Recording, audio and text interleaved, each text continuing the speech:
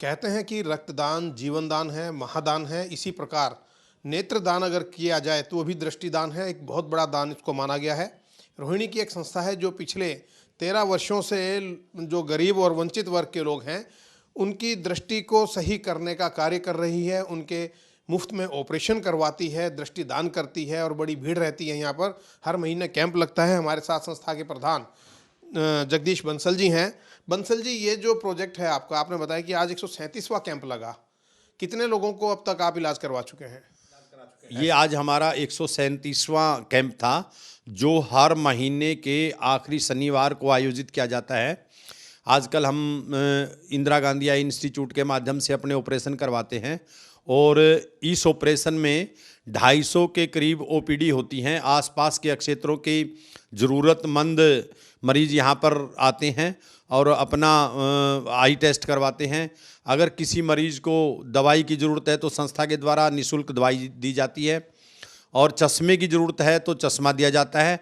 अगर उसकी आँख ऐसा लगता है कि हमारे डॉक्टरों की जो टेस्टिंग होती है उसमें मोतियाबिंद का ऑपरेशन करने के लायक है तो हम संस्था के माध्यम से मोतियाबिंद के ऑपरेशन करवाते हैं और 250 से 300 लेकर ओपीडी होती है। करीब 137 कैंपों के माध्यम से हम 30,000 लोगों को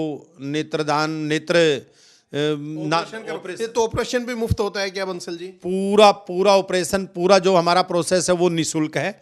यहाँ पर आने के बाद हम संस्था के द्वारा प्रत्येक मरीज को भोजन, चाय सब उपलब्ध करवाते हैं और जो ऑपरेशन हम गुड़गांव भेजते हैं, आना जाना और उनके ऑपरेशन का खर्चा, दवाई, चश्मा सब संस्था के द्वारा निःशुल्क उपलब्ध करवाया जाता है।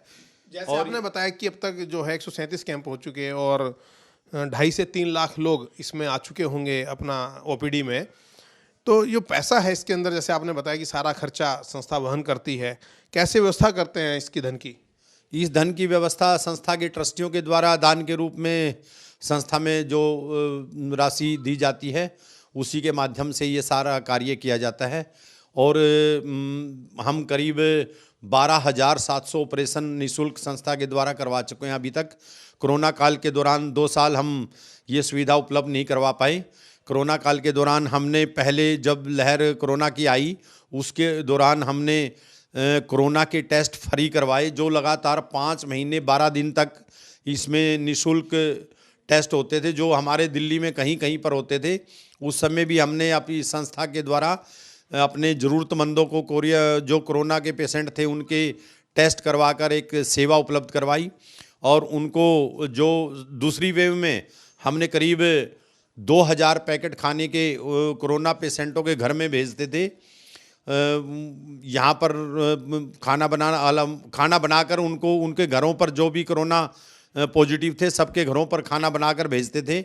ऐसी सुविधा संस्था के द्वारा उपलब्ध करवाई गई। ये जो कार्य है आपका अद्भुत कार्य है और आपका जो ये संस्था है अग्रवाल वैश्य संगठन, इसमें कई और कार्य भी करते हैं। जैसा मैंने देखा बड़ा सुंदर आपका भवन है और यहाँ पर लगातार ओपीडी होम्योपैथी की भी चलती है। और क्या क्या सुविधाएं आप देते हैं? संस्था के द्वारा एक होम्योपैथिक डिस्पेंसरी चलाई जाती है जिसमें 2 रुपये प्रतिदिन के हिसाब से हम ज़रूरतमंदों को दवाई उपलब्ध करवाते हैं। 2 रुपये भी वो पेशेंट हमारे को इसलिए देते हैं कि वो ये कहते हैं कि हमारे को फ्री की दवाई काम नहीं करती और हमारे डॉक्टरों के द्वारा ऐसा विचार किया जाता है कि फ्री की दवाई को लोग सदुपयोग नहीं करते थे, उसको फेंक देते हैं।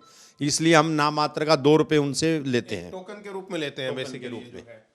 और कोई नहीं देना चाहे तो कोई ज़रूरी नहीं है कि वो 2 रुपये दे या ना दे, मतलब हम अपनी संस्था के द्वारा उसको निःशुल्क ही उपलब्ध करवाते हैं। रजिस्ट्रेशन फीस 2 रुपये की हो गई। ये जो कार्य करने की प्रेरणा है संस्था को, हालांकि महाराजा अग्रसेन जी के नाम पर ये संस्था है, लेकिन फिर भी मेरा ये सवाल बनता है कि कहाँ से मिलती है? हम महाराजा अग्रसेन के वंशज हैं और हमारे को ऐसे संस्कार, दान और सेवा की प्रेरणा जन्म से ही मिलती है।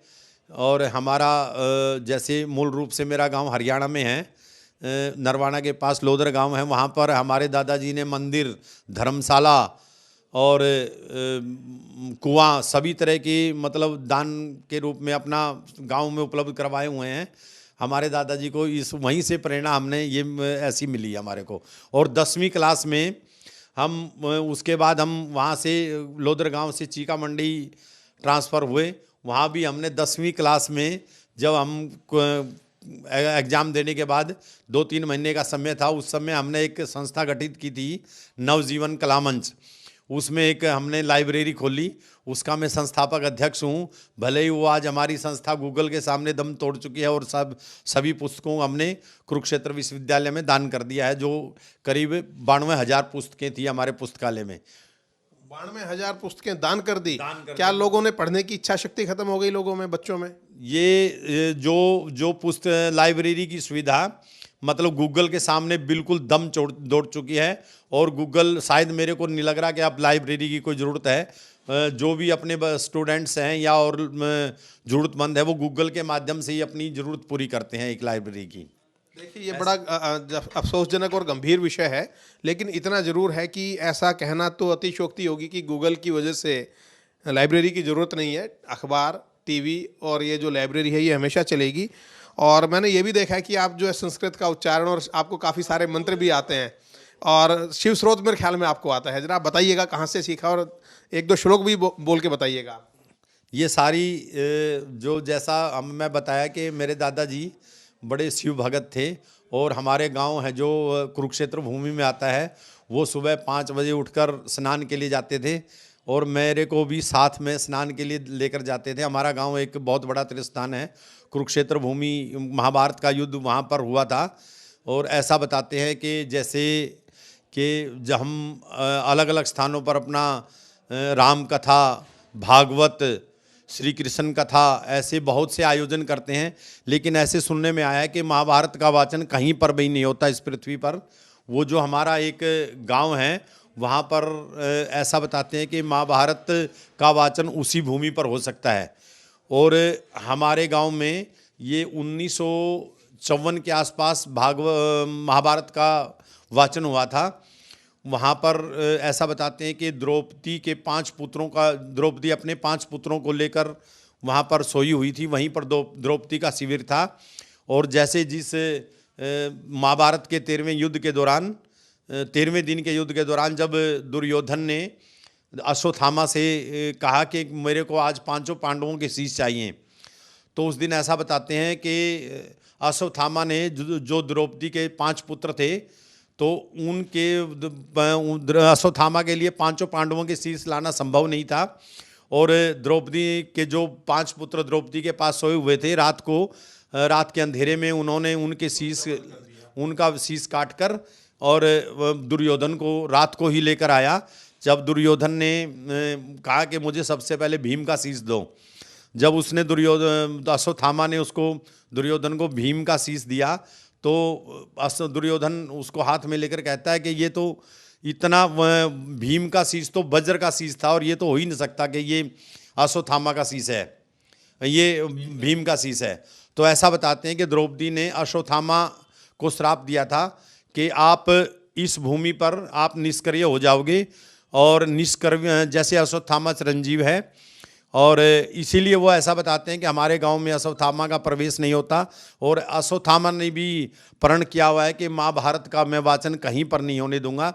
ऐसी परंपरा चली आ रही है, और उन्हीं संस्कारों से प्रेरित होकर मैं अपना थोड़ा बहुत, जैसे भगवान शंकर के श्री रुद्राष्टकम का पूरा उच्चारण मुझे कंठस्थ है, और लिंगाष्टक ये सभी मैंने बचपन से सीखे हुए हैं। जैसे नमामि समीन सा निर्वाण रूपम विभम व्यापकम ब्रह्मवेद स्वरूपम निजम निर्गुणम निर्विकल्पम निरीहम चिदाकाशम आकाशवासम भजे हम निराकारम ओंकार मूलम तुर्यम। और इसी तरह लिंगाष्टकम से ब्रह्मा मुरारी सुरार्चित लिंगम निर्मल भाषित शोभित लिंगम जन्म दुख विनाशित लिंगम तत्प्रणमामि सदाशिव लिंगम देव मुनि प्रवरार्चित लिंगम काम दैम करुणाकरण लिंगम रावण दर्प विनाशत लिंगम तत्प्रणमामि सदाशिव लिंगम। ये पूरा लिंगाष्टक भी मुझे कंठस्थ है, और इसी तरह दुर्गा स्तुति भी मुझे कंठस्थ है।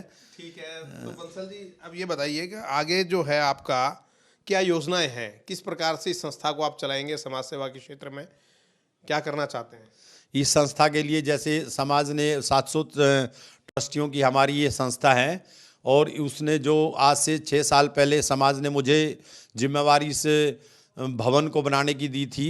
मैंने जितना सामर्थ्य था सभी अपने ट्रस्टी बंधुओं से पैसा इकट्ठा करके इस पूरे भवन को सेंट्रली एसी और 2 मंजिलों का अतिरिक्त निर्माण सभी ट्रस्टी बंधुओं के सहयोग से करवाया। और जो भी योजना हमारी आगे होगी, जैसे हम कार्यकारिणी में पास करेंगे और एजीएम में जो भी ट्रस्टी बंधु हमें आदेश देंगे वो मैं अब सिर माथे पर है और उसको अच्छी तरह से उसका पालन करेंगे। हमारा अगली योजना इस संस्था के द्वारा नो प्रॉफिट नो लॉस के आधार पर दवाइयों की दुकान खोलने का हमारा अगला टारगेट है। और अगर ट्रस्टी या कार्यकारिणी ऐसा हमें सहयोग करेगी तो हम ये इसका कार्य पूरा करेंगे। बहुत बहुत शुभकामनाएं आपको और बहुत बहुत धन्यवाद। श्री जगदीश बंसल जो अग्रवाल वैश्य सभा संगठन के अध्यक्ष हैं, रोहिणी सेक्टर 5 में संस्थाएं चला रहे हैं और ये हमारे आज के अग्रदूत थे, क्योंकि समाज के बहुत सारे लोग इनके कार्यों से प्रेरणा ले सकते हैं। किस प्रकार लाखों लोगों को नेत्रदान और नेत्र ज्योति देने का कार्य संस्था ने किया है, किस प्रकार से ये हिंदुत्व के जो उसको आगे बढ़ाने का कार्य कर रहे हैं। आपने श्लोक इनके मुँह से सुने। हम चाहेंगे कि हमारे जो दर्शक हैं वो इनसे प्रेरणा लें और अपने कार्य को आगे बढ़ाएं। कार्यक्रम अग्रदूत में आज इतना ही। अगले कार्यक्रम में फिर मिलेंगे, तब तक के लिए दीजिएगा इजाज़त। नमस्कार।